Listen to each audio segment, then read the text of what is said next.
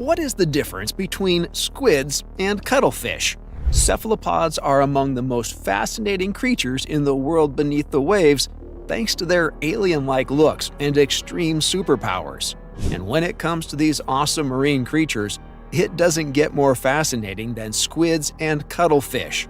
So today, we've decided to look at the basic 101s about these two animals, as well as the similarities and differences between them. Without further ado, join us for an awesome underwater adventure. Squids. Squids are aquatic mollusks from the Cephalopoda class and decapodiform as superorder. They are further classified into the orders Myopsida, Bathyteuthida, and Oegopsida. Squids, like other cephalopods, like octopuses, are soft-bodied, though they have a rudimentary skeleton called a gladius. However, unlike our skeletons, which are made of bone, a squid's gladius is made of chitin. Squids and their direct ancestors have been around for more than 150 million years. Meanwhile, fossils of common cephalopod ancestors date to the early Carboniferous period, which stretched from 359 to 323 million years ago. Unfortunately, intricate tracking of octopus and squid evolution is very difficult because most fossils only show gladiuses. However, we can be fairly certain that squids are extremely ancient creatures that have been around for longer than much of the marine life we have today. All squids have the same basic body structure, made up of a fin-sporting mantle, a head, a water jet, 8 arms, and 2 longer arms that are called tentacles. The mouth part, known as a beak, is located under the head and is surrounded by the arms. Some species can use their beaks to administer poison to victims. Squids employ 2 main types of mobility in the water. For steady cruising, they mainly rely on their fins, which ripple to manipulate the water around them. For quicker movement, they suck up and expel water from a water jet or siphon, and the force of the expulsion provides a quick burst of movement, mainly used to pursue prey or avoid the jaws of other predators. The squid's arms help with steering and braking when moving too.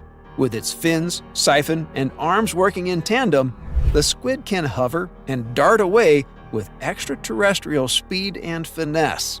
Of course, the arms are pretty, handy when it comes to grabbing stuff like prey, surfaces, and other objects. The 2 tentacles are especially deft at exploration and manipulation, playing a crucial role in the squid's status as one of the ocean's most frightening predators. Squids generally prey on anything they can physically overpower. Fish, crabs, snails, arthropods, octopuses, and other squids are all on the menu for the group as a whole. Some species do specialize in certain prey animals, but they're all pretty versatile, which is always a useful trait in the unpredictable ocean. The bigger squid species, like the giant squid, Architeuthis ducks, eat pretty much anything unlucky enough to brush against their tentacles. Some alleged witnesses even claim to have seen these ancient sea monsters devour small whales. Fortunately, there are no documented human devourings or indeed attacks. Unfortunately, there is no way of knowing or documenting every single thing that has ever happened across the 7 seas. Squids range drastically in size and proportion. The smallest species are the pygmy squids of the Idiocepeidae family. These wee bug squids are between 0.6 and 0.8 inches long at the mantle, with a few tenths of an inch added by the tentacles. On the complete opposite end of the spectrum, we have behemoths like the colossal squid, Mesonochoteuthis hamiltoni, which can grow up to 46 feet long and weigh up to 1,500 pounds. Interestingly, the colossal also possesses the biggest eyes in nature, ever. These peepers have a diameter of up to 12 inches. Good luck trying to escape this perceptive beast. Squids are found in all of the world's major oceans. Some favor warm tropical waters, while others like the icy Antarctic seas. Others are coastal, thriving in teeming reefs, while others prefer the limitless possibilities of the open ocean. Some are residents in some zones, while others are migratory. That's the beauty of having more than 300 species: versatility. Regardless of their home range and living situation, every species of squid is highly adaptable and adapted. In fact, Squids have some of the coolest adaptability skills. Chief among these is the ability to change colors to blend into their surroundings, to ambush prey, or to warn off enemies and predators with vibrant displays of color. Another superpower squids share with other cephalopods is the use of ink. These critters often shoot a cloud of ink to confuse and distract would-be pursuers and buy enough time to escape. And who are these would-be pursuers? Well, anyone larger than the squid in question. As non-apex predators, most squid species are well aware that they themselves are on someone else's menu. Large fish, sharks, whales, octopuses, and larger squids are major threats, so constant vigilance is a must. The only time a squid is not being vigilant is when it sleeps. However, for safety, most species burrow into the seafloor sand and cover themselves before getting some shut-eye. They also shift colors to a pale, sandy color to blend in while they sleep, which is pretty cool. Another crazy part of squid biology is their intelligence and overall nervous system. They have weird but complex ring-shaped brains that wrap around their food gullets. Nerve endings in and around the siphon transmit and decode messages to and from the brain at lightning speed, allowing the squid full control of how much water to squirt in any scenario. Their eyes work more like cameras than human eyes, which have lenses that contract and expand to shift focus. Squid eye lenses, in contrast, move closer and away from objects, just like a camera lens. Squids are also clever enough to work together, especially to find food. The Humboldt squid, Dosodicus gigas, is known for teaming up with others to corral schooling fish towards its kin to maximize the odds of all of them catching something. Studies on squid intelligence are ongoing, and things are looking promising. So far, we've learned that squids can count, identify patterns, and solve a variety of puzzles. Some scientists involved in such research are even confident that squids are, at the very least, about as smart as domestic dogs. Squids also have a very interesting way of breeding. In the simplest terms, a male uses a tentacle-like penis to deposit spermatophores into a female's mantle for storage. The male dies shortly after this external mating. When conditions are right, the female uses the sperm to fertilize her eggs. The eggs are then laid in a nest site along the seafloor, surrounded and protected by a jelly-like mass. Depending on the species, eggs can number from a couple hundred to tens of thousands. Many of these eggs may fall victim to predators, but some make it and hatch. Unfortunately, a lot of these hatchlings wind up as food too, but again, some make it to adulthood and sexual maturity. Cuttlefish. Much like squids, cuttlefish are mollusks rather than actual fish. And not only are they mollusks, but they are cephalopods too, which means they are grouped in the same taxonomic class as octopuses and squids. However, unlike squids, cuttlefish are grouped into the Cephalopods order and the Cephalopods family.